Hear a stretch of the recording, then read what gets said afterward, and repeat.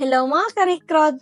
Alam niyo ba sa panahon ngayon, lumalaki ang pangangailangan para sa mga caregiver sa iba't ibang panig ng mundo. Habang tumatanda ang populasyon sa maraming bansa, mas lalong pinapahalagahan ang papel ng mga profesional sa pangangalaga. Hindi lamang sa mga aspeto sa kalusugan, kundi pati na rin sa kabuuang kapakanan ng mga matatanda, may kapansanan at mga nangangailangan ng espesyal na atensyon. Dahil dito, binuksan ng maraming bansa ang kanilang pintuan para sa mga dayuhang caregiver. Partikular na sa mga Pilipino na kilala sa kanilang malasakit, tiyaga at husay sa pag-aalaga. Kasabay ng pagtaas ng demand, nagsulputan din ng iba't ibang visa programs, habang nagbibigay ng bagong oportunidad para sa mga nais magtrabaho abroad. Kung ikaw ay isa sa mga nagnanais na sumubok ng bagong karera sa ibang bansa, manatiling nakatutok dahil ang impormasyong ito ay maaaring maging unang hakbang patungo sa tagumpay. Bakit maraming bansa ang nangangailangan ng mga caregiver? Sa mga bansang may mataas na antas ng pamumuhay, kapansin-pansin ang pagtaas ng bilang ng mga matatanda na nangangailangan ng tulong sa kanilang araw-araw na gawain, personal na pangalaga at medikal na suporta. Kasabay ng pag-unlad ng mga bansa, marami rin ang naaapektuhan ang mga tradisyonal gampanin ng pamilya. Dahil sa abalang schedule ng mga miyembro ng pamilya, hindi na nila kayang tutukan ng pangangalaga sa mga matatanda o may kapansanan. Kaya naman ang mga pamahalaan ay lumilikha ng mga programang visa na partikular sa mga dayuhang caregiver. Hindi lamang ang tumatandang populasyon ang dahilan ng mataas na demand. Sa ilang bansa, dumaranas din ang kakulangan sa lokal ng manggagawa sa sektor ng caregiving. Dahil dito, binuksan ng mga bansang ito ang kanilang pinto sa mga dayuhang may kakayahan at karanasan sa caregiving upang punan ang kakulangan. Ang patuloy na pagsuporta ng mga pamahalaan sa sektor ng healthcare ay nagbibigay daan upang mas maraming dayuhan ng Pilipino ang magkaroon ng oportunidad bilang caregiver sa ibang bansa. Dahil dito, binubuksan ng mga bansang ito ang kanilang pinto sa mga dayuhang may kakayahan at karanasan sa caregiving upang punan ang kakulangan. Ang patuloy na pagsuporta ng mga pamahalaan sa sektor ng healthcare ay nagbibigay daan upang mas maraming dayuhang Pilipino ang magkaroon ng oportunidad na magtrabaho bilang caregiving sa ibang bansa. Isa ito sa mga karerang may mataas na pangangailangan, seguridad sa trabaho, at makabuluhang ambag sa lipunan. Mga bansang may mataas na demand para sa caregivers. Isa sa mga pangunahing bansang naghahanap ng caregivers ay ang Japan, kung saan ang kanilang populasyon ay mabilis na tumatanda. Bukod dito, kapansin-pansin ang kakulangan ng lokal na tagapag-alaga dahil sa pagbabago ng istruktura ng pamilya. Ang Germany ay isa rin sa mga nangungunang bansa sa Europa, nag-aalok ng caregiver visa. Dahil sa mataas na bilang ng matatanda at ang kakulangan ng lokal na healthcare workers, bukas ang Germany sa mga kwalipikadong dayuhang caregiver. Kadalasan, hinihingi ng bansa ang pagsasanay sa caregiving at sapat na antas ng German language proficiency. Sa United States, lumalaki ang pangangailangan pa sa mga home healthcare aides at personal care aides. Sa ilalim ng EB-3 visa, may posibilidad para sa mga dayuhang caregiver na makapasok basta't may sapat na sponsorship mula sa employer.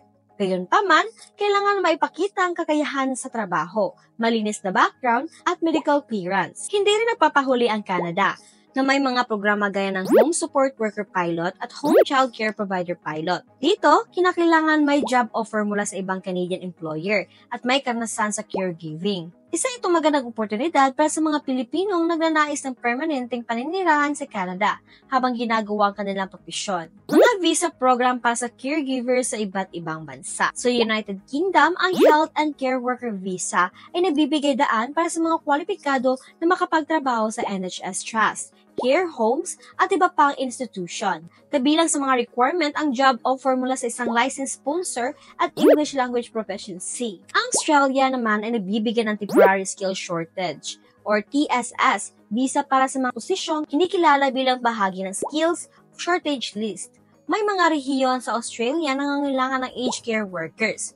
Kaya may oportunidad ang mga dayuhan basta't may employer sponsorship at sapat na kasanayan. Sa Ireland, sama sa Critical Skills Employment Permit ang mga caregiving rules. Ibig sabihin, pinapadali ang proseso ng aplikasyon para sa mga kwalifikasyon sa larangan ng pangangalaga.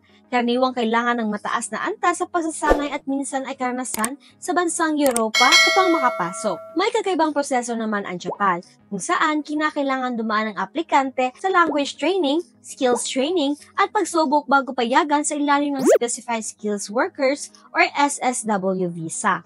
Kung may kamag-anak ka naman sa Japan, maaari ring gamitin ang long-term resident visa para sa caregiving rules sa loob ng pamilya. Kwalifikasyon at mga kadalasang requirement. Isa sa mga pangunahing kwalifikasyon para makakuha ng caregiver visa ay ang edukasyon at karanasan. Maraming bansa ang tumatanggap ng mga aplikante may kursong kaugnay sa caregiving, healthcare, or nursing. May ilan ding tumatanggap kahit vocational graduate or may sapat na work experience sa larangan. Kayahan sa wika ng host country ay isa ring mahalagang sangkap. Halimbawa, sa Germany at Japan, hinihingi ang antas ng A2 or B1 sa kanilang wika bago makapagtrabaho.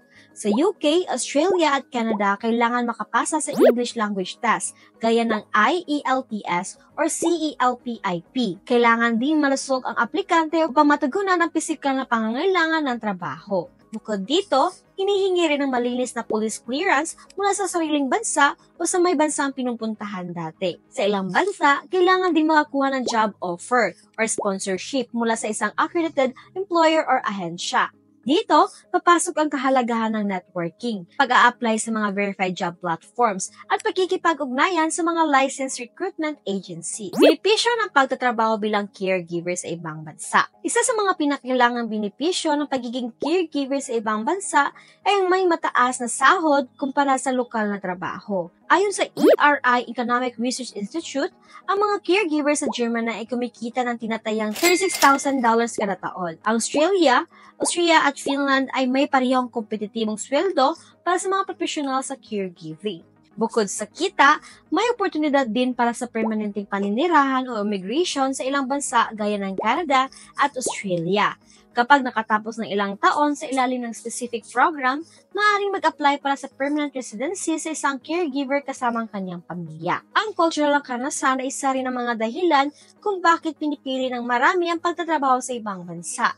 Maliban sa trabaho, may pagkakataon ng mga caregiver na matuto ng bagong wika, makisalamuha sa iba't ibang kultura, at mapalawak ang kanilang pananaw sa mundo. Sa huli, ang pagiging caregiver sa ibang bansa ay hindi lamang propesyon, kundi isang bukasyon. Sa pamamagitan ng pagtulong sa kapwa, sa pinakapersonal na antas, nagiging mahalagang bahagi ang mga caregiver sa paghubog ng isang mas maunlad at may malasakit na lipunan sa international na komunidad. At yun lamang po mga karikrod.